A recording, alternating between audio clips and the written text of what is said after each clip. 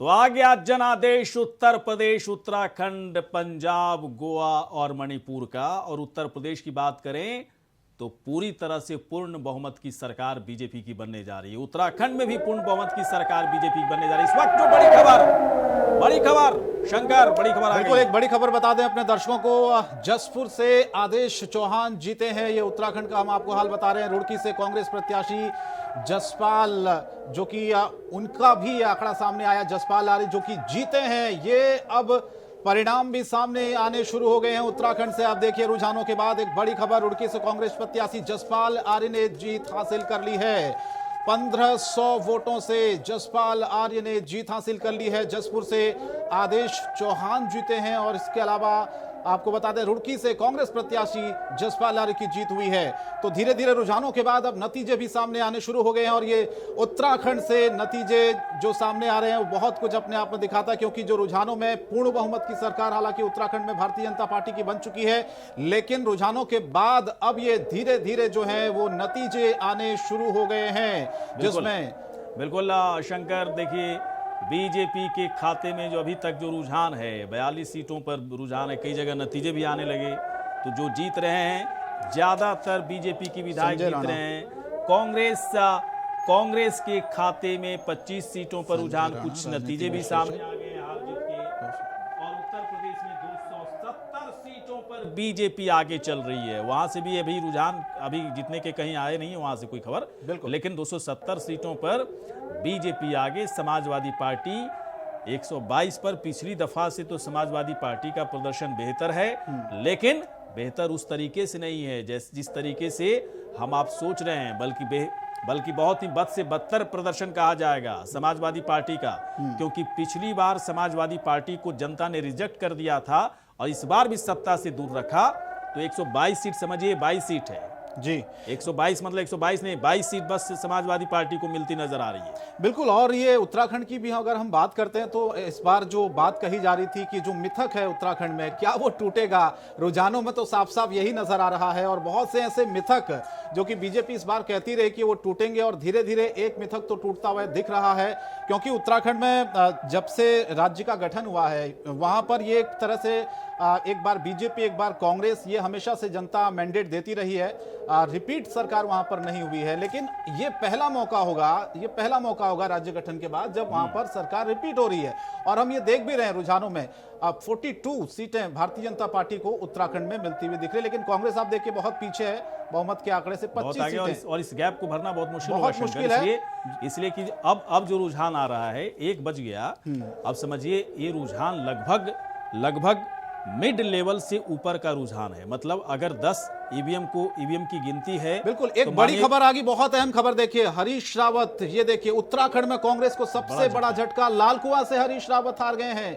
ये बहुत बड़ी खबर है अपने आप में। हरीश रावत जो कि आखिरी वक्त में उन्होंने अपनी सीट बदली, रामनगर से वहां लालकुआं गए और अब खबर ये आ रही कि हरीश रावत हार गए हैं। यूपी में आप ये देखिए भारतीय जनता पार्टी की ऐतिहासिक जीत की ओर, क्योंकि पूर्ण बहुमत उत्तर प्रदेश में भी बीजेपी को मिल गया। जैसे जैसे सीट वाइज ये आंकड़े सामने आ रहे हैं, हम आपको दिखा रहे हैं। 85 मुस्लिम बहुल सीटों की अगर हम बात करें, वहां पर 47 सीटों पर भारतीय जनता पार्टी आगे चल रही है। तो ये भी एक अच्छी खबर बीजेपी के लिहाज से, उत्तर प्रदेश के लिहाज से अगर हम देखें तो जाहिर है ये आंकड़ा मुझे लगता है कि बढ़ेगा 270-200। देखिए, मैं वही बात कह रहा हूं कि हम लोगों ने जो एग्जिट पोल दिखाया था, एग्जिट पोल में ये दिखाया था कि 2% अगर वोट शेयर बीजेपी की फेवर में चला गया है, 2% वोट शेयर कहां से आएगा किसी को नहीं पता, लेकिन लग रहा है कि मिलता नजर आ रहा है।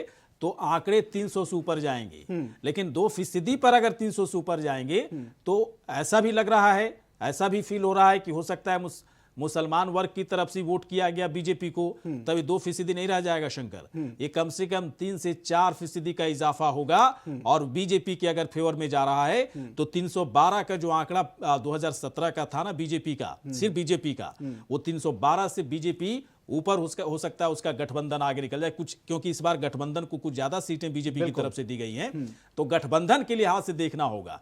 तो 312 से भी अधिक सीटें निकलने की संभावना मुझे ऐसा लग रहा है, उसकी गुंजाइश यहां पर नजर आ रही है, क्योंकि वोट शेयर बीजेपी के खाते में ज्यादा जाता हुआ दिख रहा है। ये बड़ी बात है, इसी पर हम लोग बातचीत करेंगे, चर्चा करेंगे शंकर। और इस वक्त हमारे साथ कई मेहमान जुड़ भी चुके हैं।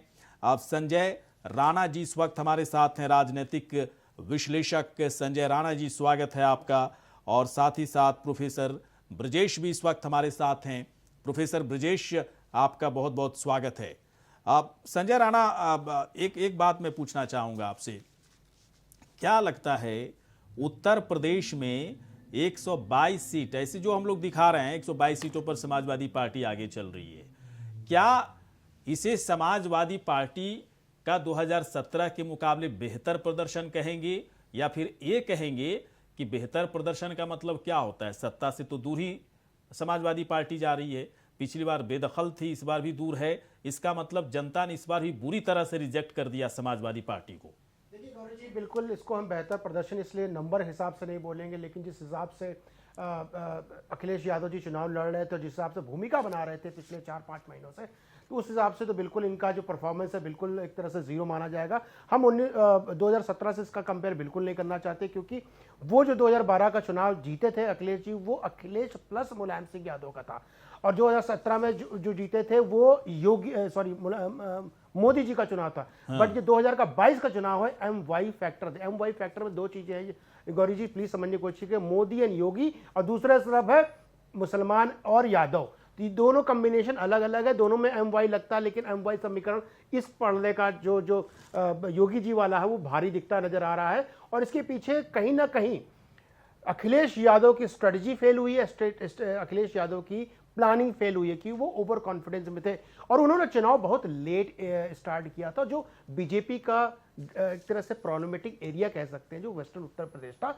बीजेपी ने उसको बहुत अच्छी तरह मैनेज किया, बहुत अच्छी तरह मैनेज आपने देखा होगा, चाहे वो होम मिनिस्टर हो, चाहे डिफेंस मिनिस्टर हो, चाहे वो विधायक हो, चाहे मंत्री हो, चाहे उनके कार्यकर्ता हो, दिन रात लगे थे डोर टू डोर कैंपेनिंग में। लेकिन जो हमारे विपक्षी पार्टी के नेता थे वो डोर टू डोर कैंपेनिंग नहीं कर रहे थे, वो एक तरह से प्रेस कॉन्फ्रेंस कर रहे थे, बड़ी बड़ी पंचायतें कर रहे थे, जिसका खामियाजा इनको भुगतना पड़ रहा है। बिल्कुल, आप लोगों के पास मैं लौटू, कुछ और मेहमानों को चर्चा में जोड़ देते हैं। ब्रजेश सिंह जी है, प्रवक्ता भारतीय जनता पार्टी के, बहुत बहुत स्वागत है सर आपका। प्रतुल सहदेव जी भी हैं, भारतीय जनता पार्टी से जुड़े, वो भी झारखंड से हमारे साथ। प्रतुल जी, आपका भी बहुत बहुत धन्यवाद, स्वागत। अगर प्रतुल जी आपसे मैं शुरुआत कर रहा हूं, अगर आपको आवाज आ रही है, लगातार जो रुझान है वो हम दिखा रहे हैं, और अच्छी खबर आपके लिए यह है कि उत्तर प्रदेश और उत्तराखंड, दो राज्यों की अगर मैं बात करूं, वहां पर पूर्ण बहुमत से रुझानों में आप सरकार बनाते हुए नजर आ रहे हैं। और भी ऐड कर दीजिए, मणिपुर भी जी, और गोवा में भी मामला ठीक ही लग रहा है बीजेपी का।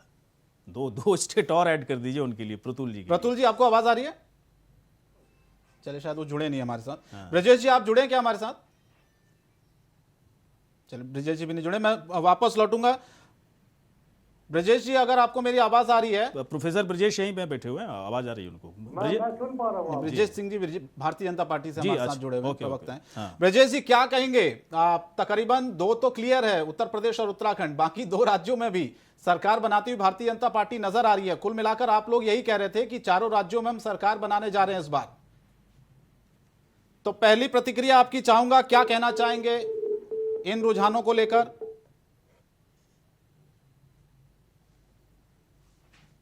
चलिए, संपर्क नहीं हो पा रहा है। राजनीतिक विश्लेषक प्रोफेसर ब्रजेश जी भी मेरे साथ जुड़े। ब्रजेश जी, आपको क्या लगता है, ये फिलहाल जो पिछला 2017 का हमने देखा, उत्तर प्रदेश और उत्तराखंड दोनों पर मैं आपकी एक एक टिप्पणी चाहता हूं। उत्तर प्रदेश में भी हम देख रहे हैं कि 273 प्लस बीजेपी गठबंधन इस बार जो प्रदर्शन है वो देख रहे हैं। उत्तराखंड में हम देख रहे हैं कि पूर्ण बहुमत रुझानों में मिल चुका है, 42 सीटें हैं। नुकसान तो हो रहा है सीटों का दोनों राज्यों में सर, पिछले 2017 के अगर हम आंकड़ों को देखें तो किस तरह से देख रहे हैं आप इन्हें? शुरू में तो हम थोड़ा जनरल बात भी कर सकते हैं जी, मतलब कास्ट का जो कैलकुलेशन है उसको 1 मिनट के लिए थोड़ा एक साइड में रखें। तो मैं मानूंगा कि सपा ने इस बार बहुत बेहतर प्रदर्शन किया है। जिस तरह का किसी भी चुनाव में एक विपक्ष होना चाहिए, जिससे कि चुनाव एक तरफा न हो जाए और जनता को एक वायबल चॉइस मिले। तो क्योंकि पिछली बार तो इनका कोई 40 के दहाई में सीटें थी सपा की, हाँ 40 के दहाई में थी, और इस बार 125 सीट के लगभग हैं। तो ये एक रेस्पेक्टेबल परफॉर्मेंस उन्होंने किया है। और नंबर से पहले भी नहीं, मैं थोड़ा रोकना चाहूंगा जी। ब्रजेश, रेस्पेक्टेबल आज की तारीख में रेस्पेक्टेबल कहा जाएगा इसको, जहां पर आपको दिख रहा है 273 277 सीटों पर बीजेपी का आंकड़ा पहुंच रहा है 300 थोड़ी देर में पहुंच जाए, तो रिस्पेक्टेबल क्या होता है विपक्ष? एक मिनट सुन लीजिए, अगर जनता अपने लिए अगर एक बेहतर विपक्ष को चुन रहा था तो क्या उसके लिए चुनाव हो रहा था क्या? ये किस तरह की बात कर रहे हैं भाई साहब, प्रोफेसर साहब? नहीं, आपका अपना ओपिनियन है, मेरा अपना ओपिनियन है। मैं मानता हूं कि किसी भी जगह पे एक जनता के पास मुकम्मल चॉइस होना चाहिए, एक कॉम्प्रहेंसिव चॉइस होना चाहिए। नहीं, मुकम्मल चॉइस विपक्ष के लिए चुनाव हो रहा था क्या? मुझे बताइए, या चुनाव सरकार बनाने के लिए हो रहा था? ये भी नहीं, आपने शुरुआत ही कर दी कि बहुत बेहतर विपक्ष मिल रहा है उत्तर प्रदेश में, या फिर ये शुरुआत करना चाहिए था कि बहुत बेहतर जनता का फैसला आया है बीजेपी के पक्ष में? ये बोलने में दिक्कत हो रही थी क्या आपको? जनता का फैसला नहीं, आप तो भाई साहब मुझे एक मिनट भाई साहब, एक नहीं, मिनट, आप उल्टा डिस्कशन कर रहे हो। सुन लीजिए, मैं आपसे ये जानना चाह रहा हूं कि उत्तर प्रदेश की जनता का मैंडेट क्या है, बताइए मुझे आप। ये बाद में बात कीजिएगा समाजवादी पार्टी विपक्ष का। इसमें सिर्फ प्रश्न ही आपके होंगे, उत्तर हर बार मेरे ही होंगे, अगर आप मेरे से उत्तर चाहते हैं तो। और मेरा कहना है जनता का फैसला जो होता है हर बार ही उच्च कोटि का होता है। हाँ। और जनता ये नहीं चाहती है कि जो जीते उसको 300 साढ़े 300 सीट आए, और विपक्ष जो प्रमुख विपक्ष हो उसको 25 सीटें आए। क्यों, क्या दिक्कत है इसमें? कभी बिल्कुल नहीं। क्या दिक्कत है इसमें? हर समय चाहती है कि एक मिनट प्रोफेसर साहब, इसमें क्या दिक्कत विपक्ष चाहिए? अगर जनता बीजेपी को या समाजवादी पार्टी को 100% वोट देना चाहती है तो क्या प्रॉब्लम है इसमें? नहीं, कोई ताना तो इसमें कोई विपक्ष मुझे नहीं लग रहा कि लोकतंत्र इससे बिगड़ जाएगा, लोकतंत्र खराब हो जाएगा। जनता का मैंडेट है। नहीं, लोकतंत्र एकदम बिगड़ेगा अगर 300 सीटें नहीं, को आ जाती हैं। मैं सहमत हूं नहीं भाई साहब आपसे, मैं बिल्कुल सहमत नहीं हूं। आप जनता के मैंडेट का मजाक उड़ा रहे हो, आप मजाक उड़ा रहे हो। अगर जनता 100 सीट है और 100 सीट पर किसी पार्टी को, मैं बीजेपी की बात नहीं कर रहा हूं, किसी भी पार्टी को, कांग्रेस को भी तो आया था। इंदिरा गांधी की डेथ के बाद कांग्रेस की क्या शानदार प्रदर्शन रहा था, क्यों हुआ था? क्या आप उसको गलत मानते हो? ये आपके लिहाज से तो फिर वो गलत हो गया। डेमोक्रेसी के लिए कभी भी बहुत अच्छा नहीं होता है कि भाई साहब, बात डेमोक्रेसी की नहीं है। डेमोक्रेसी में भी 100% कुछ होता है या नहीं होता है? या डेमोक्रेसी में 50-50 होता है, 60-60 होता है? प्रोफेसर साहब, किसी भी डेमोक्रेसी नहीं, मैं बस इतना पूछना चाह रहा हूं डॉक्टर प्रोफेसर ब्रजेश, ये मैंडेट उत्तर प्रदेश का बताइए, मैंडेट क्या है? या ऐतिहासिक मैंडेट है, इस पर बात कीजिए ना जी। अगर आप मुझे बताने देंगे, बताने दे रहे हैं, लेकिन आप उल्टा बात कर रहे हो ना भाई साहब। मेरी बात आपने शुरुआती विपक्ष कर दिया, मुकम्मल विपक्ष मिलना चाहिए, बहुत बेहतर, बहुत सफल। मुझे तो लग रहा है भाई साहब 121 सीटों में 121 सीट जो मिलता दिख रहा है ना, ये बहुत ही घटिया प्रदर्शन है समाजवादी पार्टी का। रिजेक्ट कर दिया जनता ने उसको भाई साहब। आप कह रहे हैं बेहतरीन प्रदर्शन समाजवादी पार्टी का। अब बोलिए, आप बोलिए। मैं बोलूं? हाँ जी, जनता ने बहुत अच्छा अपना चॉइस दिया है। फिर वही बात कर रहे हो भाई साहब, चॉइस दिया है, 250 पौने चॉइस। आप बीजेपी की बात नहीं कर रहे हो, आपने कुछ घूंटी पर पी करके आए क्या? बात कर रहा हूं, अगर आप सुन लें। मैं कह रहा हूं कि घूंटी पी के आए हो क्या आप समाजवादी पार्टी का? नहीं, आपको मैंने राजनीतिक विश्लेषक के तौर पे बुलाया है, तो बैलेंस बात करो आप बैलेंस बात करो है और न बीजेपी से लेना है। मैं आ रहा हूं, थोड़ी देर के बाद मैं आऊंगा आपके मैं पास। आपसे सहमत हूं। आप पहले दिमाग सही कर लो अपना, थोड़ी देर के बाद मैं आता हूं। कुछ मेहमान भी जुड़े हैं, दूसरे मेहमान भी जुड़े हैं। प्रतुल सहदेव जी उल्टा बात करो भाई हमारे साथ जुड़े झारखंड से। प्रतुल जी सहमत नहीं है, तभी क्या तो पूछ कहेंगे? रहे हैं। पहली टिप्पणी आपकी चाहेंगे। करीब 4 राज्यों में आप सरकार बनाने जा रहे हैं और उत्तर प्रदेश, उत्तराखंड में अगर हमें बात करूं तो यहां पर तो जो रुझान सामने आ रहे हैं उसमें आप पूर्ण बहुमत से सरकार बनाने जा रहे हैं। पहली टिप्पणी आपकी। ये बहुत उत्साहवर्धक परिणाम है और हमने पिछले राज्यों में चुनाव माना था, लेकिन जिस तरीके का नैरेटिव सेट किया गया था, ये 2024 का सेमीफाइनल है और ये झांकी है, भारतीय जनता पार्टी की अंतिम गाथा की शुरुआत यहीं से हो जाएगी, तो जनता ने मुद्दों को जवाब दे दिया है। और अभी मैं राजनीतिक विश्लेषण के ऊपर सुन रहा था आपके चैनल पे, देखिए अखिलेश यादव ने 400 सीट जीतने का दावा किया जी, और उनकी पार्टी को 1/4 भी जो उन्होंने दावा किया था, नहीं, फिर वो 300 पे आ गए थे। 400 पहले था, फिर वो 100 कम हो गया। अब मुझे लगता है कि आज कोई आंकड़ा उन्होंने दिया नहीं, 1-2 दिन पहले। तो अगर जिस तरीके का नैरेटिव सेट करने की कोशिश की गई थी इलेक्शन के पहले, विकास दुबे के जब इनकाउंटर को इन्होंने एक कार से जोड़ा, राजभर के जाने के बाद उन्होंने कहा कि अति पिछड़े भारतीय जनता पार्टी ने नाराज हो गया, उन्होंने कास्ट के आधार पर पोलराइज करने की कोशिश की। लेकिन भारतीय जनता पार्टी जमात की राजनीति करती है, राष्ट्रवाद की राजनीति करती है, विकास की राजनीति करती है, और जोड़ी नो नॉनसेंस चीफ मिनिस्टर है। तो वो जो मैंडेट है कि मोदी योगी के जोड़ी पे गवर्नेंस पे ये विकास पे, ये हमारे राष्ट्रवाद पे, और जो अल्पसंख्यक वोटों का लंबे समय से तुष्टीकरण हो रहा था, उसके खिलाफ एक बात जोर थी। अच्छा प्रतुल साहब, एक बात बताएं मुझे, उत्तर प्रदेश में बीजेपी की जीत, उत्तराखंड में बीजेपी की जीत, मणिपुर पर ही बीजेपी का कब्जा, गोवा भी लग रहा है ठीक ही ठाक है। अब वैसे अभी फिलहाल वहां पर मामला लटका हुआ है, पंजाब में वैसे भी थे नहीं आप लोग, तो आप लोग का तो 100% परफॉर्मेंस रहा।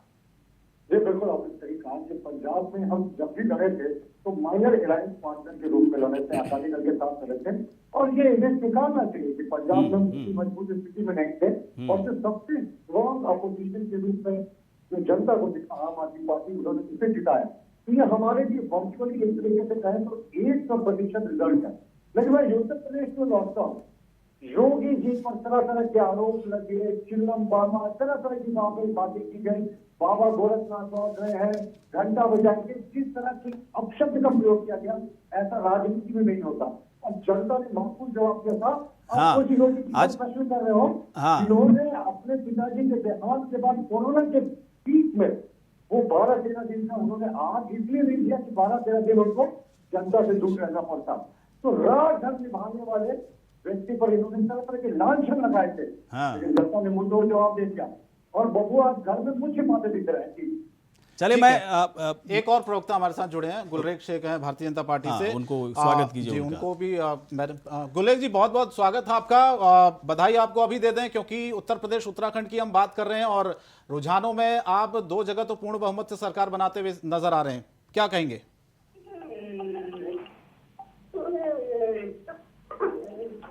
गुलरेख जी आवाज मिल रही है आपको? गुलरेज जी अति उत्साहित तो नहीं हो रहे हैं भाई साहब आप? नहीं, मेरी आवाज अति उत्साह जी, में जी, आपकी आवाज आ रही है, अब आ बोलिए, रही है, अब आ रही है। बोलिए गुलरेज जी, जीत रहे हैं, दावे भी किए थे, जीत रहे हैं। अब तो लग रहा है कि अब तो सब हमारे हाथ में है। उत्तर प्रदेश भी हो गया, उत्तराखंड भी हो गया, मणिपुर भी हो गया, गोवा अभी तो नहीं हुआ है भाई साहब, अभी कैसे कह दीजिएगा हो जाएगा, लेकिन हाँ अगर आप कह रहे हैं तो हो ही गया। अब बताइए गुलरेज जी। नहीं, गोवा में इसलिए कह रहा हूँ क्योंकि मैं सोशल मीडिया का इंचार्ज था गोवा का। हाँ, तो मुझे कहीं ना कहीं ग्राउंड रूट पे क्या चल रहा था समझ में आ रहा था, इसलिए मैं कह रहा हूँ कि गोवा भी हो गया। हाँ चलिए, वैसे लग तो रहा है हो गया, पूरा ही हो लग रहा है। उत्तर प्रदेश से शुरुआत करिए गुलरेख जी। एक राष्ट्रीय पदाधिकारी पार्टी का होने के नाते मैं उत्तर प्रदेश में जितने भी चरण में मतदान हुआ, प्रत्येक चरण से पहले और प्रत्येक चरण से बाद में हमारे जितने महत्वपूर्ण कार्यकर्ता होते हैं उस क्षेत्र विशेष में जहां मतदान होता उनसे संपर्क में था। तो इसीलिए मैं कह रहा था कि 300 से ऊपर ही जाएगा, उससे कम नहीं जाएगा। और मैं अभी भी कह रहा हूँ कि 3 बजने दीजिए, आपको 300 से ऊपर आंकड़ा आराम से क्रॉस दिखेगा। ये मेरा खुद का पर्सनल कैलकुलेशन बोल रहा है आपसे स्टैटिस्टिक्स के हिसाब से। और एक बात पर मेरा काफी उपहास उड़ाया गया था पिछले 2 महीने से मेन स्ट्रीम मीडिया के शोज में, डिबेट में, जब मैं ये कहता था कि योगी जी को उत्तर प्रदेश में तो 5 साल काम करने का मौका ही नहीं मिला, क्योंकि 2 साल तो हमारे कोरोना वायरस से लड़ने में बीत गए। केवल 2-2.5 साल के अंदर जो कानून का इकबाल हमने बुलंद करके दिखाया, जो सीपेज होता था सरकारी योजनाओं में जो आम जन के लिए बनती थी, और उसको लोग भ्रष्टाचार की भेंट चढ़ा देते थे, जो बहन बेटियों के साथ अपराध होता था, इन सब ने इतना काम किया कि उस अपराध के अंदर रोक हुआ, सीपेज में रोक हुआ, और कानून का इकबाल बुलंद करके दिखाया। और उत्तर प्रदेश को, माफ कीजिए भाई साहब, मैं मध्य प्रदेश से हूँ, और हमारे यहाँ से उत्तर प्रदेश को एक गुंडाई और दबंगाई और माफिया की तरह देखा जाता था। अब देखने का दृष्टिकोण जनता में परिवर्तित जो चलिए बिल्कुल। तो अच्छा बिल्कुल गुलरेज जी, देखिए यही बात है ना, यही बात है। देखिए आरोप प्रत्यारोप तो चलते रहते हैं, लेकिन जनता के बीच में किसका काम बहुत अच्छे तरीके से पहुंचा, किस काम पर जनता की मुहर लगी, वो इंपॉर्टेंट होता है। समाजवादी पार्टी के प्रवक्ता इस वक्त जुड़ चुके हैं हमारे साथ। मैं बहुत देर से ढूंढ रहा था, आप लोगों को मिल ही नहीं रहे थे। निपेंद्र यादव इस वक्त है। नाम ठीक बोल रहे हैं निपेंद्र जी आपका? नाम ठीक बोल रहे हैं ना निपेंद्र जी? शायद ऑडियो उन तक नहीं पहुंच पा रहा। ऑडियो नहीं है उनका। संजय राणा जी को जोड़ लेते हैं। संजय जी, मेरा इसी से सवाल जुड़ा हुआ है। उत्तर प्रदेश में जो मैंडेट और उत्तराखंड में मिल रहा है, सबसे पहले एक एक करके चर्चा करते हैं उत्तर प्रदेश की। 37 साल बाद ऐसा दोबारा से होगा जब कोई सरकार रिपीट कर रही है उत्तर प्रदेश में, संजय राणा जी, तो एक तरह से ये इतिहास ही तो रचा गया है दोबारा से। और क्या बड़े फैक्टर आप मानते हैं इस जीत के, ये भी थोड़ा सा बता दीजिए। देखिए ऐसा है कि जब विपक्ष चुनाव लड़ रहा तो उन्होंने बहुत सी चीजों को अंडर एस्टिमेट कर दिया था, जैसे वोमेन सुरक्षा वो अंडर एस्टिमेट कर रहे थे, और सरकार की तकरीबन 7 योजनाएं हैं जो प्रमुख योजनाएं हैं जिसको लाभार्थियों को लाभ मिला है उसको अंडर एस्टिमेट कर रहा। देखिए किसी आप देख लीजिए पीएम किसान निधि योजना, तकरीबन इंडिया में 10.5 करोड़ लोग हैं जिसमें से 2.4 तो इंडिया यूपी में है। उज्ज्वला योजना 9 करोड़ लोग हैं टोटल, जिसमें से 1.5 करोड़ यूपी में है। जनधन योजना 44 करोड़ थे, इसमें से 7.8 इसमें है। पीएम आवास योजना देख लीजिए, पीएम आयुष्मान योजना, पीएम गरीब योजना देख लीजिए, काफी योजनाएं गवर्नमेंट ने चलाई थी। अब प्लीज समझिए, आप कोरोना को माइनस कर दीजिए, look at the holistic situation, तो उसमें वो अपनी चीजों को गवर्नमेंट आम जनता तक पहुंचाने में सक्सेसफुल रहे हैं, जो शायद विपक्ष नहीं समझ पा रहा था। विपक्ष सिर्फ एक तरह से एक केओस क्रिएट कर रहा था, एक माहौल बना रहा था कि नहीं भैया नई सपा है, नई चीज है और ये इससे बदलाव आ जाएगा, चाहे वो कांग्रेस हो चाहे समाजवादी पार्टी हो। लेकिन ग्राउंड रियलिटी टोटली डिफरेंट थी। ग्राउंड रियलिटी में आप देखिए, हम विपक्ष ने औरतों को, जो महिलाएं हमारी, उनको साइलेंट वोटर कहा जाता, उसको अंडर एस्टिमेट किया। नवयुवक थे जो पहली बार वोट डाले थे, उनको अंडर एस्टिमेट किया। लाभार्थी जो हैं उनको अंडर एस्टिमेट किया। देखिए बहुत बड़ा वर्ग है, अगर ये पूरा कैलकुलेट कर लेंगे तो मोर देन 50% हो जाता है। और as per the calculation which is coming, अभी नहीं मैं बोल रहा हूं, सत्य है, 45% वोट। एक मिनट सर, आपको रोकना चाहेंगे, एक बड़ी खबर अपने दर्शकों को पहुंचा देते हैं। हरिद्वार ग्रामीण से कांग्रेस प्रत्याशी की जीत हुई है। अनुपमा रावत ने बीजेपी प्रत्याशी को हरा दिया है, यह भी बहुत बड़ी चौंकाने वाली खबर है। घनसाली से बीजेपी प्रत्याशी शक्तिलाल की अगर हम बात करते हैं, शक्तिलाल शाह जीते हैं, वो जीत हासिल की है उन्होंने। लेकिन हरिद्वार ग्रामीण से हरीश रावत की जो बेटी थी अनुपमा, उनको इस बार वहां से टिकट दिलाया था, क्योंकि 2017 में हरीश रावत लड़े थे हरिद्वार और किच्चा दोनों सीटों से, वो हार गए थे। इस बार भी वो अपनी सीट से लाल कुआं से हार गए, लेकिन उनकी जो बेटी है वो जीत गई है। ये एक अच्छी खबर कहीं ना कहीं, थोड़ी सी राहत भरी खबर हो सकती है, लेकिन बहुत बड़ा झटका है कांग्रेस पार्टी के लिए। कितना अंतर, 42 और 25। हाँ, बहुत बड़ा झटका है कांग्रेस पार्टी संजय के जी, लिए कि हरीश रावत ही हार गए। ये फील हो पाएगा क्या? क्योंकि अभी तो इस आंकड़े में ज्यादा बदलाव नजर आ नहीं रहा है, क्योंकि बीजेपी 42 और कांग्रेस 25। उत्तराखंड की मैं बात कर रहा हूं सर। जी, उत्तराखंड को अगर आप देखोगे, जब से ये एक प्रदेश बना है 2000 से, उसके बाद हमेशा बीजेपी कांग्रेस रहते, लेकिन 2014 के बाद इस समीकरण थोड़े से बदले हैं। देखिए क्या होता है ना, समीकरण दो तरीके से बदले जाते हैं, एक होता है नैरेटिव सेट करना और एक दूसरा होता है काम करके दिखाना। तो भारतीय जनता पार्टी ने एक नैरेटिव सेट किया है नेशनलिज्म का, this is one. Second thing, उन्होंने ग्राउंड पे भी कार्य किए, चाहे वो इंफ्रास्ट्रक्चर डेवलपमेंट, आप उत्तराखंड जाइए, उनके रोड इंफ्रास्ट्रक्चर देख लीजिए, चार धाम की देख लीजिए।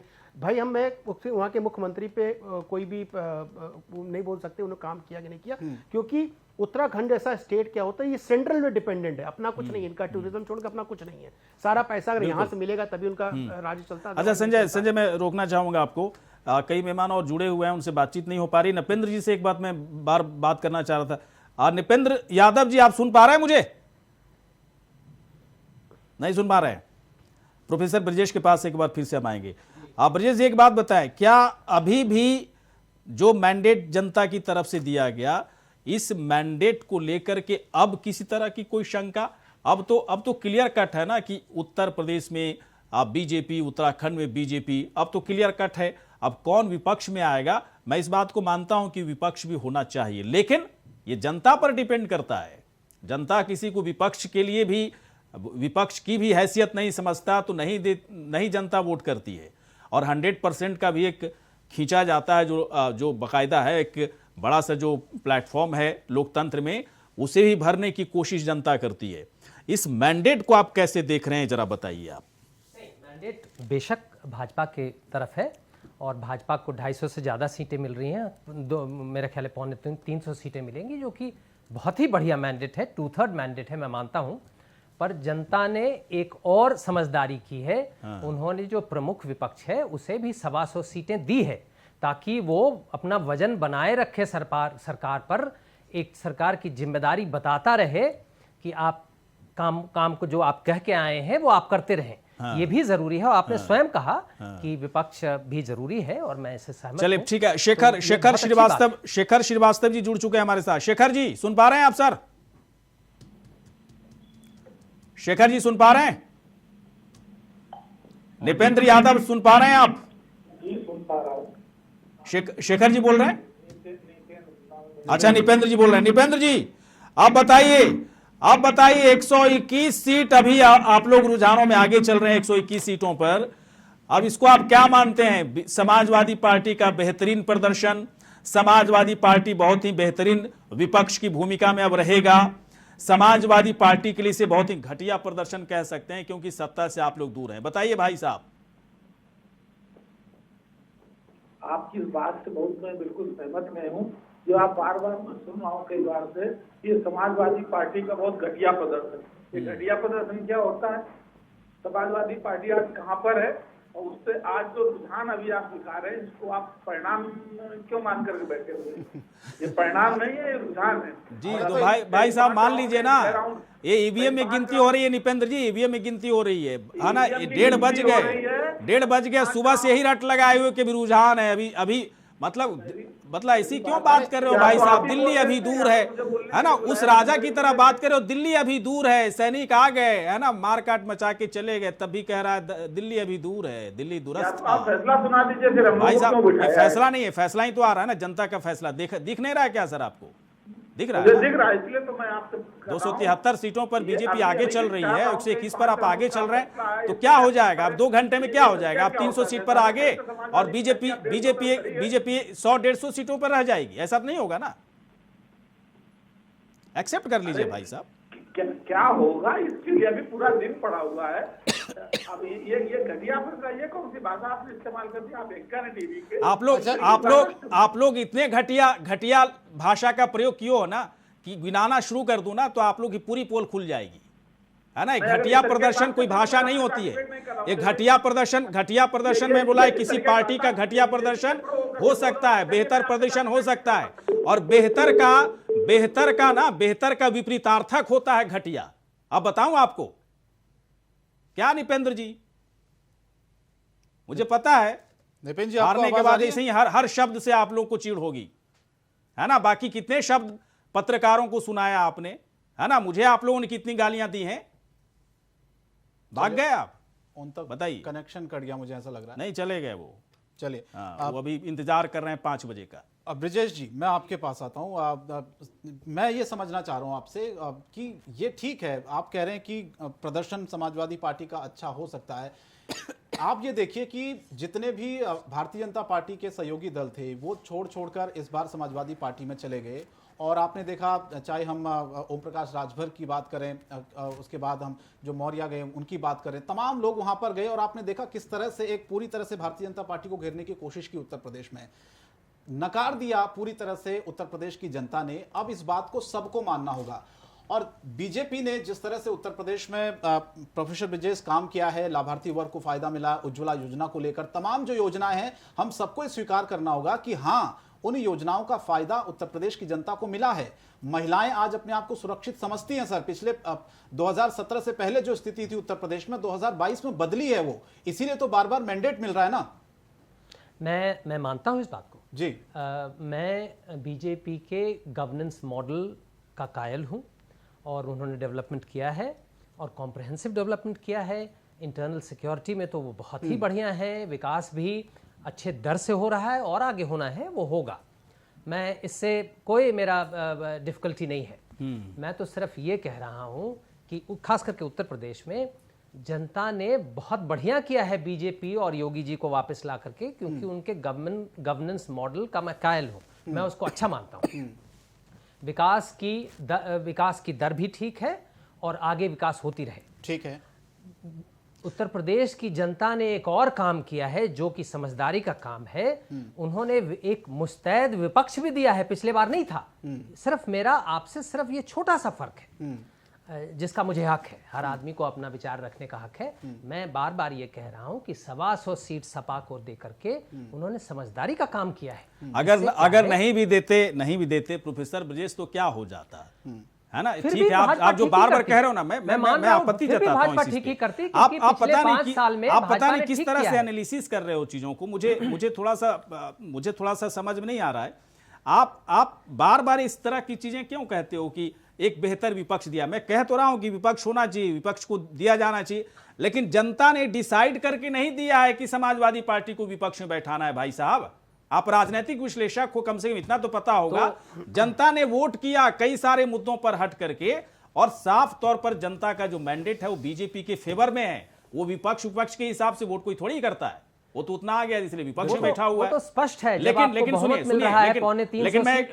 मैं जो कहना चाह रहा हूं, पिछले बार 47 और इस बार 21, पिछले बार 47 देकर के समाजवादी पार्टी को चेताने की कोशिश हुई जनता की तरफ से। शंकर, मैं जो कहना चाह रहा हूं, चेताने की कोशिश हुई, लेकिन समाजवादी पार्टी ने अभी छवि सही नहीं की। जाति वही MY समीकरण पे लटके झटके रहे, उसी के आधार पर वोट पड़ा है। ये विपक्ष वाला नहीं है, ये एक्चुअली में और उत्तर प्रदेश की जनता ने नकार दिया है समाजवादी और इन पार्टी। परिणामों ने तो सोचने पर मजबूर भी कर दिया समाजवादी पार्टी और पूरे विपक्ष को अगले 10 सालों के लिए। गुलरेख शेख जी जुड़े हुए हमारे साथ भारतीय जनता पार्टी से। गुलरेख साहब, आपकी आवाज स्पष्ट नहीं आ पा रही थी, आप अपनी बात को पूरा करें। और सवाल मेरा यही था सर कि आप, ठीक है, पूर्ण बहुमत से सरकार बन रही है उत्तर प्रदेश और उत्तराखंड दोनों ही जगहों में, रुझानों में, लेकिन विपक्ष भी ईवीएम को लेकर बहुत सवाल उठा रहा है। आज फिर से ईवीएम बेवफा होगी क्या? क्योंकि बार बार पिछले 10 दिनों से तो उत्तर प्रदेश में यही चल रहा था, गाड़ियों की चेकिंग हो रही थी, समाजवादी पार्टी के नेता यही कर रहे थे, और बार बार आप लोगों पर आरोप लगा रहे थे कि सरकारी मशीनरी का आप लोगों ने खूब दुरुपयोग किया। देखिए, हमारे देश में लोग क्रिकेट को बहुत पसंद करते हैं, और इन 5 राज्यों में एक क्रिकेट का भी पुराना व्यक्ति था जो कि वहां का प्रदेश अध्यक्ष, जिसका नाम है सिद्धू। तो क्रिकेट पे यदि 5 साल 10 साल पहले किसी व्यक्ति ने सेंचुरी बनाई हो, वो 5-10 साल तक के सेंचुरी भी नहीं बना पा रहा हो, तो ऐसे में उस कैप्टन को बदल दिया जाता है। लेकिन क्या आपको लगता है कि कैप्टन के रूप में अखिलेश यादव इस्तीफा देने वाले हैं समाजवादी पार्टी के पद से? क्या आपको लगता है कि प्रियंका रावत वाड्रा जो है वो इस्तीफा देने वाली है, या नवजोत सिंह सिद्धू से इस्तीफा ले लिया जाए तो बात अलग है, या क्या वो खुद देने वाले? ये लोग नहीं देने वाले हैं। तो अंततः क्या बोलेंगे वो कि हमने तो जिताया था, हमने खूब मेहनत करी थी, ये जो ईवीएम की मशीन थी इसके अंदर समस्या थी, इसलिए हम हारे। देखिए, अभी आम आदमी पार्टी पंजाब जीत रही है अच्छी तरह से, तो वो नहीं कह रही है कि यदि वो आम आदमी पार्टी भी पंजाब में हारती होती तो वो कहती कि ये तो हम हार रहे ईवीएम की वजह से। ममता बनर्जी यदि बंगाल नहीं जीतती तो वो भी वही कहती कि ईवीएम के अंदर कुछ हेरा फेरी थी। तो साहब, ये गलती जो है ना, ये ईवीएम की नहीं है, इसकी खुद की है। तो अब जनता उस राजनीति को पसंद नहीं करती कि आप जैसे ही छुट्टी लगे, जैसे ही चुनाव खत्म हो, आप इंग्लैंड चले जाएंगे, लंदन चले जाएंगे हॉलीडेज मनाने के लिए। आप 4.5 साल तक दिल्ली का जो अपना पॉश बंगला है उसके पीछे शाम को जाकर लॉन टेनिस खेलते रहेंगे। मैं किसके विषय में बोल रहा हूँ, और जनता भी समझ रही है उत्तर प्रदेश की, और समाजवादी पार्टी वाले भी समझ रहे। तो आज के समय ऐसा व्यक्ति चाहिए राजनीति में जनता को, जो जनता के लिए, जनता के द्वारा, जनता के मुद्दों को लेकर राजनीति करे और काम करके दिखाए। आप बरसाती मेंढक, देखिए, मेरी खूब एक तरह से ये टीवी डिबेट में कुटाई हुई थी, और समाजवादी पार्टी, कांग्रेस और सुहेल देव की पार्टी, ये सब मेरे पीछे पड़ गए थे जब जहां मैंने कहा था कि ये चुनावी मेंढक हैं जो चुनाव में निकल कर टर्रा रहे। कोई गाली नहीं की थी मैंने, लेकिन आधे घंटे तक सब मेरे ऊपर हावी हो गए थे। आज ये जो मैंने कहा था उसका परिणाम आपने देख दिया। अच्छा, हमारे, ठीक है सर, गुलेख साहब, पार्टी के पदाधिकारी जी कार्यकर्ता, हम 24/7 into 365 काम करते हैं पॉलिटिक्स में, तब जाके ये कमल जो हमारे मेरे पीछे खिल रहे हैं या प्रफुल्ल जी के पीछे खिल रहे हैं, तभी खिलते हैं। तो मेहनत करने वाले लोग चाहिए, और मैं कहता हूँ, बड़ी खुशी के साथ आज कहता हूँ कि परिश्रमियों का पराक्रम आज दिखा है। ठीक है सर, लौट रहा हूँ गुलरेख जी आपके पास। में गेस्ट और हमारे साथ नृपेंद्र यादव जी जुड़ चुके हैं, उनका ऑडियो नहीं आ रहा था। नृपेंद्र यादव जी हैं समाजवादी पार्टी से, बहुत बहुत स्वागत है नृपेंद्र जी। अब आपको मेरा ऑडियो मिल रहा होगा क्लियर? जी नमस्कार। बताइए क्या कहेंगे, जो मैंडेट मिल रहा है, रुझानों में भारतीय जनता पार्टी सरकार बनाती हुई नजर आ रही है, आज फिर आप लोग, ये आरोप आपके ऊपर लग रहा है कि भैया आज फिर आप ईवीएम को बेवफा कहेंगे? नहीं, ईवीएम को बेवफा नहीं कहेंगे। और ईवीएम को अगर बेवफा कहेंगे नृपेंद्र यादव जी, तो 121 जो सीटें आपको अभी रुझानों में मिलती हुई दिख रही है। तो कह रहे थे नृपेंद्र जी, हाँ, नहीं कहेंगे क्या ईवीएम ठीक है? आज थोड़ा क्लियर कर दीजिए सर, फिर डिस्कशन को आगे बढ़ाएंगे यहीं से। बिल्कुल, मैं क्लियर कर रहा हूं। अभी 5 से 7 राउंड की काउंटिंग शुरू हुई है। अभी पूरा ये रुझान है, ये परिणाम नहीं है। ये मैनिफेस्टो से काउंटिंग शुरू होती है और इसके बाद ग्रामीण क्षेत्रों में जाती है। दो तरीके के परसेप्शन जो बनाया जाता है, एक तरफ से शहरी मतदाता है जो सिर्फ टीवी देख करके वोट करता है, एक वो जो गांव में धरातल में जी रहा है और अभी उसके परिणाम आने शुरू हुए हैं। नहीं तो ये निपेन जी ये देखिए ना फासला कितना, अब ये देखिए बीजेपी गठबंधन 273 प्लस पर, आपका जो गठबंधन है 121 पर अटका हुआ है। ये तो बहुत फासला है, इसमें कितना बदलाव करेंगे आप? 2-4-10 सीटों का ऊपर नीचे कर लीजिए। इसको ऐसे अगर आप कहेंगे कि ये गिलास आधा खाली है या कोई कहेगा आधा गिलास भरा, आपका नजरिया बदलना पड़ेगा। तो निपेंद्र जी एक बात बताइए, ठीक है, बड़ा अच्छा, हाँ या तो बोलने दीजिए या तो आप सुनिए। ये 324 से अभी 250 के नीचे आए। समाजवादी पार्टी 47 से 150 पर दिखाई पड़ रही है। ये अभी ये शुरुआती रुझान है, इसको भी आप आने दीजिए, रिजल्ट आने दीजिए, रिजल्ट आने का इंतजार करिए। हम बढ़े हैं आगे, अब पीछे नहीं घटे। अजय यादव साहब एक बात बताएं, मुझे एक बात जानना है आपसे। आपने कहा कि आधा गिलास या तो भरा देखिए या फिर खाली देखिए। अब अभी आपको लग रहा है कि समय के साथ समाजवादी पार्टी की सीटें बेहतर होंगी, लेकिन एक बात बताइए, क्या इसके बावजूद आप लोग को नहीं लगता है कि बहुत ज्यादा परिवर्तन नहीं होगा? सरकार बनाने से आप लोग दूर रह गए। बिल्कुल बहुत दूर, मुझे ऐसा लगता है कि काफी फासला इसमें नजर आ रहा है। देखिए ये लोकतंत्र है, लोकतंत्र में मतदाता और जनता का निर्णय सामान्य होता है। और जहां तक भारतीय जनता पार्टी का सवाल है, भारतीय जनता पार्टी लगातार नफरत फैलाने की राजनीति करती रही है, शुरू से लेकर के 80-20 से लेकर के जिस तरीके की अवस्था शांत करने की बात करती रही है। जनता ने उसके खिलाफ मतदान किया है और यही नतीजा है कि अभी रुझान जो आ रहे हैं इसमें ये 324 से घट करके 200 तक खड़े हुए। समाजवादी पार्टी के पक्ष में मतदान हुआ है तो 43 सीटों से बढ़कर के हम 150 मतलब बात निपेंद्र जी, आपका कहने का मतलब तो ऐसे लग रहा है, मैं ऐसे समझ रहा हूं कि 47 से बढ़कर के 121 पर समाजवादी पार्टी खड़ी है और 322-24 जो भी था, वैसे 312 बीजेपी का था, उससे घट के 273 पर खड़ी है। मतलब तब भी आप मान रहे हैं कि हम लोग जीत रहे हैं। ये जो इक्वेशन आप बता रहे हैं मुझे, क्या इससे जीतने की बात सामने आ रही है? क्या आप बढ़ भी रहे हैं तो हार रहे हैं, वो घट भी रहे हैं तब भी जीत रहे हैं? अरे तो अभी मैंने कहा परिणाम में परिवर्तित नहीं हुआ, अभी एक भी परिणाम घोषित नहीं हुआ है, अभी एक भी परिणाम घोषित। अच्छा ये तो निपेन जी ये तो आप मानेंगे ना, फासला कितना? अब ये देखिए, ये फासला देखिए 273 प्लस बीजेपी गठबंधन और आप 121 आपका जो गठबंधन है वो फिलहाल रुझानों में चल रहा है। ये फासला क्यों हुआ मुझे बताइए। आप लोग लगातार सरकार पर अटैकिंग मोड में थे, आपने कहा बेरोजगारी का मुद्दा आपने उठाया नहीं चला, महंगाई का मुद्दा आपने उठाया नहीं चला, छुट्टे जानवरों की समस्या आप लोगों ने उठाई नहीं चला, आपने कहा कि बीजेपी के नेता प्रवक्ता बेवजह बयानबाजी करते, मुद्दों पर उन्होंने चुनाव नहीं लड़ा, सब चीज तो नकारती गई ना जनता। आपको ये चीजें तो माननी पड़ेगी, मंथन तो करना पड़ेगा सर, बयानबाजी से हटकर धरातल पर देखना होगा कि कहां पर कमी रह गई। समाजवादी पार्टी धरातल की बात करती, हम विपक्ष में थे, हमने जनता के बेहतर मुद्दे उठाए। जनता तो सर देखिए ना, नकारती जा रही है आपको जनता। उन मुद्दों का इफेक्ट कितना हुआ निपेन साहब, ये आप देख रहे हैं ना धीरे धीरे रुझानों में किस तरह से। शंकर जी आप एक भी सेंटेंस पूरा नहीं करने दे रहे हो, आप एक भी। मैं नहीं बोल रहा हूँ भाई साहब, मैं नहीं बोल रहा हूँ, मैं नहीं, एक दूसरे शंकर है वो बोल रहे हैं। गौरी शंकर बीच बीच में सवाल पूछ रहा है, वो शंकर दूसरे शंकर है वो पूछ रहे हैं।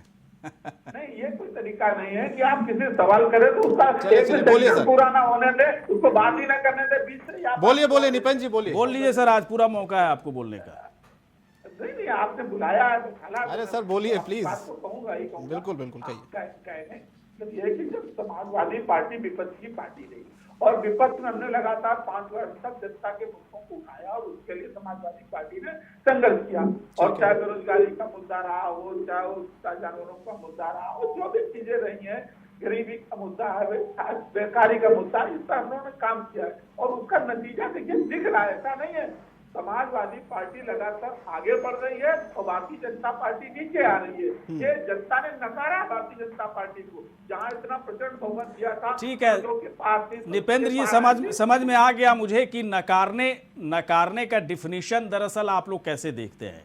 मतलब बीजेपी, अभी भी आप कह रहे हैं बीजेपी को जनता ने नकार दिया, अब बीजेपी जबकि जनता ने बीजेपी को मैंडेट दिया है। अभी तो रुझानों के साथ तो शंकर ही लग रहा है कि मैंडेट दिया मुझे गया। लगता है प्रतुल जी इसका जवाब सही से दे हाँ, पाएंगे। प्रतुल जी से मैं आता हूँ, एक सवाल मैं पूछना चाह रहा था उनसे। आप प्रतुल जी एक बात बताएं, मैं जो समझ रहा हूं इस पूरे चार्ट को देख करके कि उत्तर प्रदेश की अगर बात करें तो बीजेपी के खाते में रुझानों के हिसाब से 273 तक, समाजवादी पार्टी 121, बाकी तो सब आउट ऑफ मतलब पूरी तरह से ऑर्डर में है। इन रुझानों को देखकर यही लग रहा है कि फुल मैंडेट बीजेपी की तरफ, जनता की तरफ से दिया गया, बीजेपी के लिए को दिया गया। वहीं समाजवादी पार्टी की सीटों की संख्या में इजाफा तो हुआ है, बढ़ी तो है 2017 के मुकाबले, लेकिन क्या इसको आप इस तरीके से देखते हैं कि नहीं, जनता का भरोसा बढ़ रहा है समाजवादी पार्टी के ऊपर, इस बार बढ़ता हुआ नजर आया, ऐसे देख रहे हैं क्या इसको आप? और मैं समाजवादी पार्टी के प्रवक्ता बिल्कुल चाहूंगा, वो अभी भी चुनाव बोर्ड में, देखिए चुनाव की घोषणा से पहले जब प्रेडिक्शन आया था उसमें भी भाजपा को प्रचंड बहुमत दिया गया। वो मानने के लिए तैयार ही नहीं, आप कुछ भी बोल लीजिए, 5 बजे के बाद बात करेंगे आपसे। भाजपा को प्रचंड बहुमत दिया गया, इन्होंने एग्जिट पोल को भी गवर्नमेंट स्पॉन्सर बता दिया।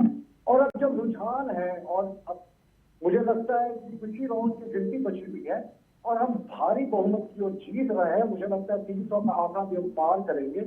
और समाजवादी पार्टी ने तो 400 के टारगेट को सेट किया था। अखिलेश जी ने कहा था 3 सीटें मिल जाएंगी भाजपा को और उसके सहयोगियों को, तो ये 400 से 1/4 पर आ गए। और जिस भाषा का प्रयोग किया अखिलेश यादव ने चुनाव प्रचार में, मुझे लगता है इन्होंने राजनीति को गप में गिरा दिया।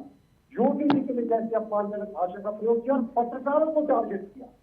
तो मुझे लगता है इन सब के बावजूद जनता ने गुड गवर्नेंस, डेवलपमेंट और जो तुष्टिकरण उत्तर प्रदेश में बार बार हो रहा था, एक अल्पसंख्यक समाज को हाईलाइट करके बहुसंख्यक समाज की सीटों की अनदेखी कर रही थी, उसमें भी जनता ने करारा जवाब दिया है। और समाजवादी पार्टी जिसे अपनी जीत समझ रही है, उन्हें याद रखना चाहिए ये तो 400 सीटों जीतने का वादा करते थे और कहा 100 सीटों को ये जीत बता रहे हैं। और एक चीज मानी, हमारा जो पिछला बार बहुमत के जिस आंकड़े पर पहुंचे थे उसी के आसपास हम फिर रहेंगे। लेकिन समाजवादी पार्टी ने तो पूरे विपक्ष की गोलबंदी करके कास्ट पोलराइजेशन करके, हाँ, मतलब उसका कोई फायदा नहीं हुआ, फायदा नहीं हुआ। वैसे कहा भी जाता है प्रतुल साहब कि उत्तर प्रदेश में तमाम पार्टियों के लिए एक बड़ा प्रयोगशाला है उत्तर प्रदेश, छोटी पार्टियों के लिए खास तौर पर। लेकिन ऐसा लगा मुझे कि कांग्रेस पार्टी और साथ ही साथ समाजवादी पार्टी दोनों एक अलग प्रयोग करते वहां पर नजर आए, वो भी प्रयोग फेल हो गया।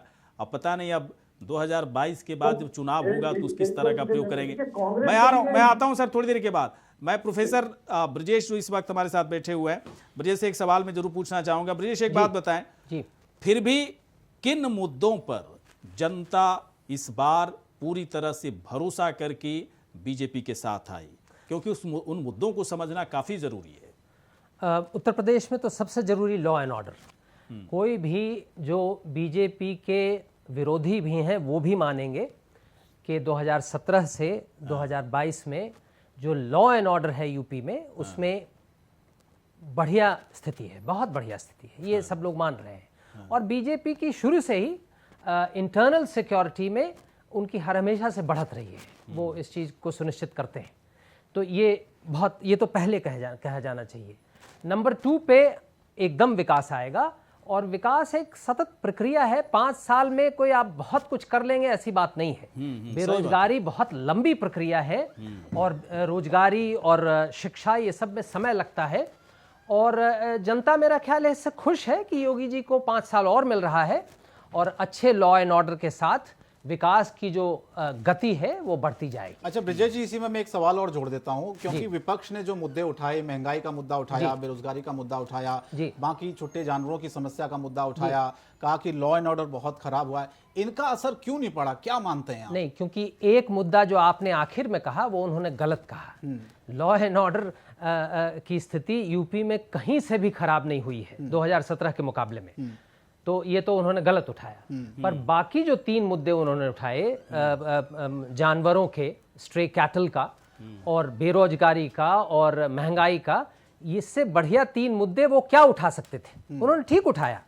जनता का इस पर बयान ये है कि काम तो हो रहा है, बेरोजगारी पर भी काम हो रहा है और ढंग से हो रहा है। ऐसा तो एक चमत्कार हो जाए। हाँ, तो एक प्रक्रिया है और जनता इसीलिए, क्योंकि उनको लगा कि काम हो रहा है बेरोजगारी पर भी, शिक्षा पर भी, इसलिए उन्होंने 5 साल और दिया। संजय राणा से मैं एक सवाल पूछना चाहता हूँ, प्लैंक्स पर आधारित थी, मुद्दों के आधार पर। संजय, क्या लगता है कि बेरोजगारी, महंगाई, किसानों का मुद्दा, लॉ एंड ऑर्डर छोड़ दीजिए, क्योंकि जैसा कि कह रहे हैं ब्रिजेश, वो उस तरह के मुद्दे उठाकर विपक्ष दरअसल फंसता हुआ दिखा। लेकिन महंगाई, बेरोजगारी, किसान वाले मसले पे क्या जब चुनाव मतदान से ठीक पहले 10-15 दिन ठीक पहले जब कृषि कानून को वापस ले लिया गया, क्या उससे हल निकलता हुआ साफ तौर पर दिखा लोगों को?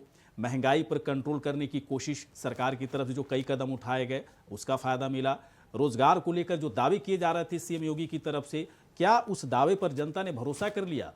देखिए गौरी शंकर जी, 2-3 चीजें आपको बिंदुवार तरीके से समझाने की कोशिश करूंगा। जैसे आपने बोला कि पहला किसानी का मुद्दा, तो आपको याद होगा कि उत्तर प्रदेश में जो किसान है तकरीबन 86% किसान तो बहुत छोटा किसान है। हाँ। तो उसके लिए किसानी वाला मुद्दा जो मुद्दा नहीं था, था ही नहीं एक्चुअली। हाँ, अगर ये किसानी वाला मुद्दा होता तो पीलीभीत जो बेल्ट है आपकी, यहाँ पे 8 की 8 सीट भारतीय जनता पार्टी के कोटे में न जाते हुए दिखाई देती। नंबर 1। नंबर 2 पे आते हैं कि आपने बेरोजगारी की बात की।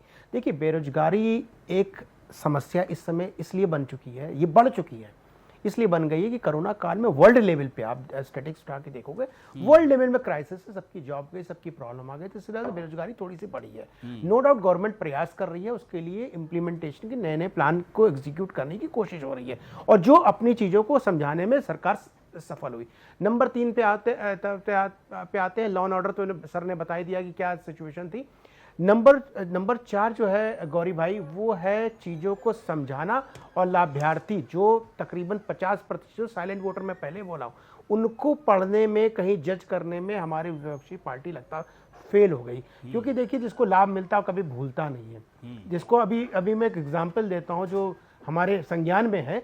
एक जो है एक क्षेत्र है उत्तर प्रदेश का, वहाँ पे मुख्यमंत्री योगी जी अभी इलेक्शन के कुछ दिन पहले गए हुए थे मीटिंग पे, तो एक बहुत बूढ़ी सी महिला वहाँ पे खड़ी देखी, उनको टकटकी टाके देख रही थी। मैं रोजगार पे आता हूँ, इससे जुड़ा हुआ मैटर है। तो योगी जी उनसे जाकर पूछे कि माता जी आपको क्या चाहिए? बोले बाबू एक मुझे घर चाहिए। तो उसने अधिकारी से योगी जी ने पूछा कि भाई क्यों नहीं मिला? बोले इनके क्राइटेरिया में नहीं आता। उन्होंने बोला भैया प्राइम मिनिस्टर क्राइटेरिया में नहीं आता, उत्तर प्रदेश चीफ मिनिस्टर कोटे में डाल दो। फिर वो महीने भर बाद आए, फिर उस महिला से पूछा, जब महिला से पूछा तो उसने बोला मेरे लिए घर बन गया। और योगी जी ने देखा कि पीछे एक झोपड़ी भी है, तो उसने मैं रोजगार पे आ रहा हूँ, उस महिला ने बोला कि यहाँ पे भैंस पालूंगे, भैंस पाल करके मैं अपना दिन का जो खर्चा वो निकालूंगा। हमारे पति तो ऑलरेडी सब्जी का ठेला लगाते हैं। देखिए एक आपके विचारों को बदलने की जरूरत है। तो इस टाइप की चीजें हुई हैं, ग्राउंड में लोगों को मिली हैं, घर मिला है, लोगों को अनाज मिला है, लोगों को, हम ये नहीं कहते जॉब मिल गई है। अच्छा। भाई समाजवादी पार्टी के मैं थोड़ी देर में आता हूँ।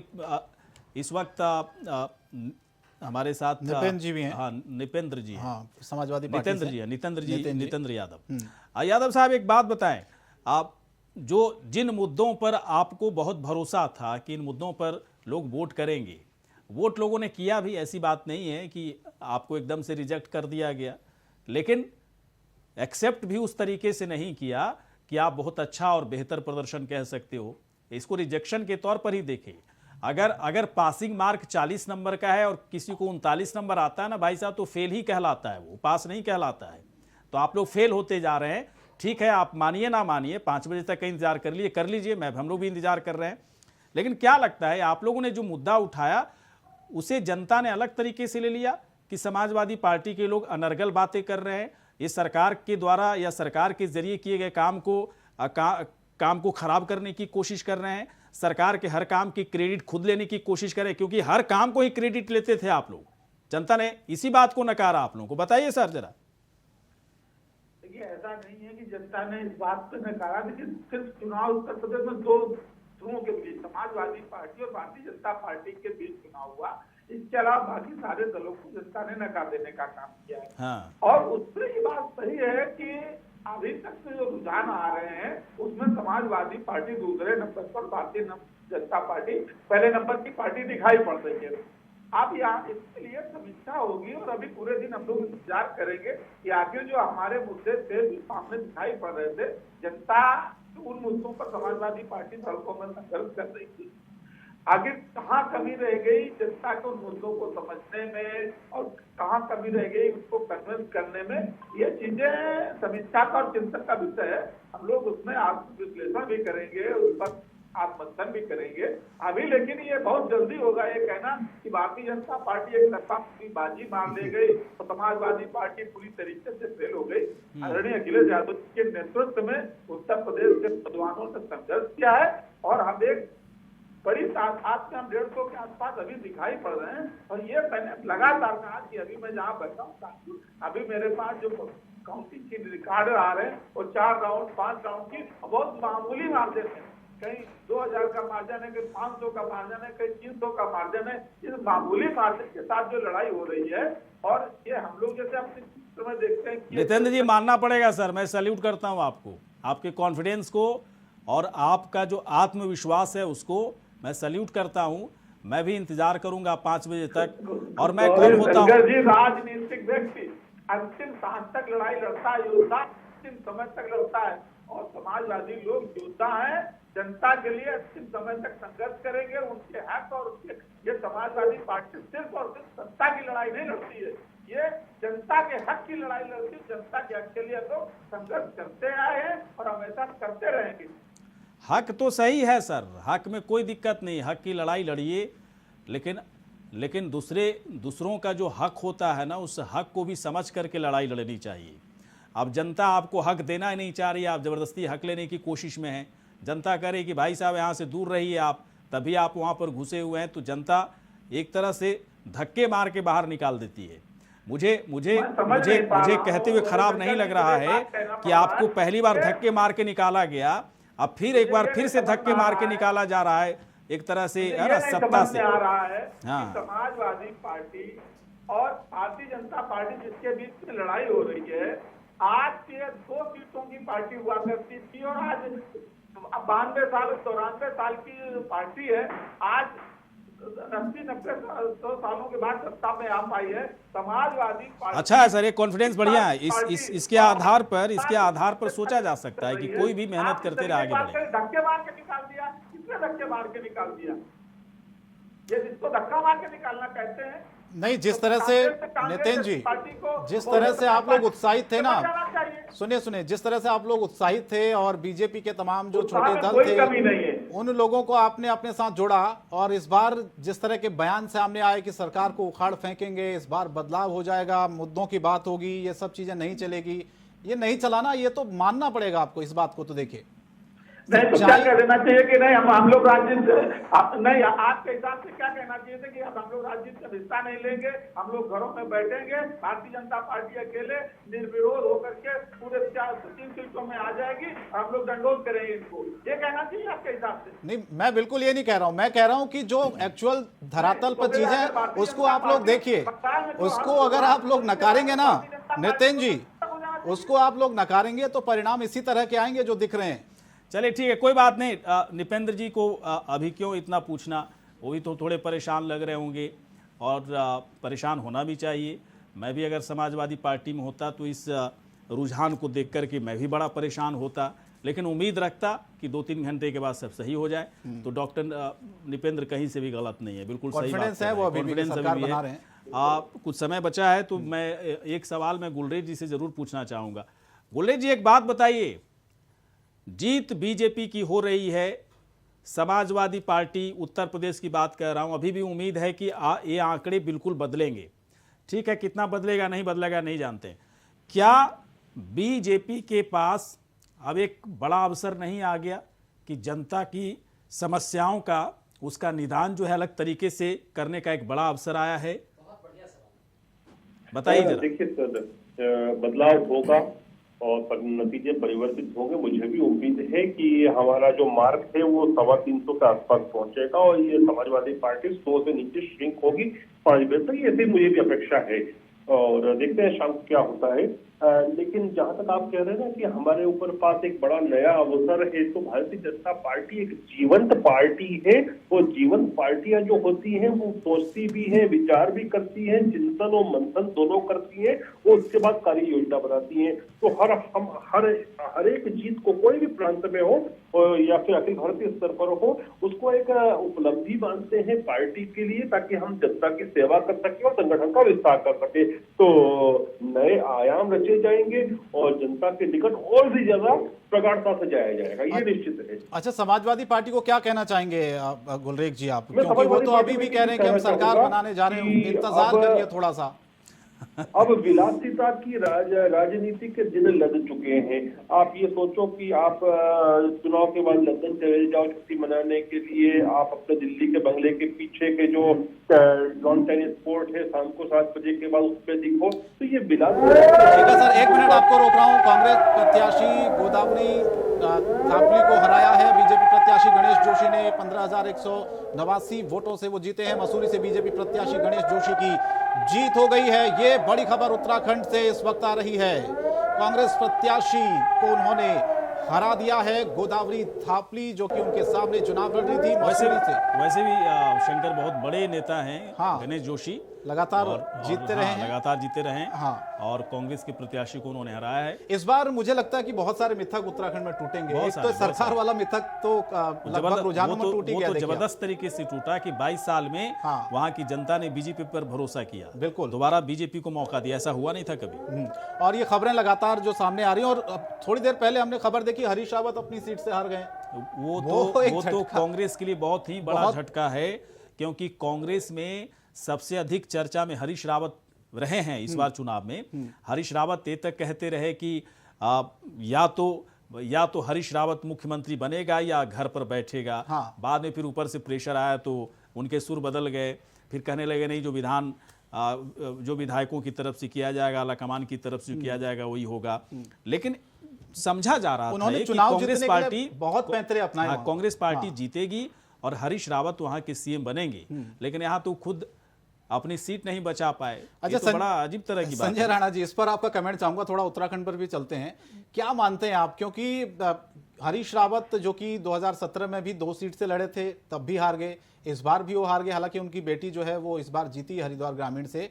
गणेश जोशी जो है मसूरी से वो जीत गए। धीरे धीरे जो सीटों के आंकड़े हैं वो सामने आ रहे हैं। उत्तराखंड की सियासत को आप किस तरह से देख रहे हैं, क्योंकि वहां पर जो इतिहास रहा है, एक बार बीजेपी एक बार कांग्रेस रहा, इस बार इतिहास भी बदलता हुआ दिख रहा है। जो रुझान हम देख रहे हैं, पूर्ण बहुमत से बीजेपी की सरकार उत्तराखंड में बन रही है। 42 सीटें रुझानों में दिखा रहा है, कांग्रेस मात्र 25। जी शंकर जी, एक चीज़ आपको बताना चाहूँगा। मैं व्यक्तिगत तौर पे हरीश रावत जी को जानता हूँ और उनसे अच्छा जमीनी नेता मुझे नहीं लगता कोई होगा। वो एक एक कार्यकर्ता का नाम तक जानते हैं। लेकिन कार्यकर्ता का नाम जानने से सब कुछ नहीं होता। उससे आप चुनाव अपना जरूरी नहीं कि आप जीत जाओ। देखिए, जब वोटर वोट करता है तो वोटर 2-3 चीज़ सोच के वोट करता है। एक सोचता है अपने देश के बारे में, एक सोचता है अपने प्रदेश के बारे में, फिर तीसरा सोचता है अपने विकास के बारे में और पर्सनल विकास के बारे में और लोगों के समाज के विकास के बारे में। और इस 4-5 मुद्दे जो हमने आपको गिना है, इसमें कहीं भी कांग्रेस किसी भी तरह से टिकती ही नहीं है, क्योंकि कांग्रेस के पास लीडरशिप नहीं है। और बिना लीडरशिप के कोई भी चीज़ के अंदर केओस क्रिएट हो जाता। जो भी भगदड़ मची हुई है कांग्रेस के अंदर, ये सिर्फ लीडरशिप की कमी है। अगर कोई भी लीडर कमजोर होगा, उसकी टीम में भगदड़ मच जाएगी। और इनके हारने का कारण सिर्फ कांग्रेस का नेतृत्व और कोई नहीं है। अगर इनके पास लीडरशिप होता, अपनी बातों को सही तरीके से रख सकते थे और सही तरीके से कर सकते थे, तो लोग इनको वोट देते, जो परंपरा चली आ रही है। लेकिन इस बार परंपरा इसलिए टूट गई क्योंकि एक वैक्यूम क्रिएट हो गया था लीडरशिप और लोकल के बीच में और वोटर के बीच में। बिल्कुल। तो कुल मिलाकर ये देखना होगा कि अभी तो रुझान चल ही रहे हैं, सीटों में भी धीरे धीरे जो आंकड़े आ रहे हैं, उत्तर प्रदेश, उत्तराखंड, बाकी राज्यों के लगातार हम आपको बता रहे हैं। फिलहाल बहुत बहुत धन्यवाद आप सभी का, प्रोफेसर ब्रजेश, संजय जी, प्रतुल जी, गुलरेख जी और नितिन यादव जी। और पल पल की अपडेट लगातार इंडिया वॉइस पर जारी है, आप बने रहिए हमारे साथ।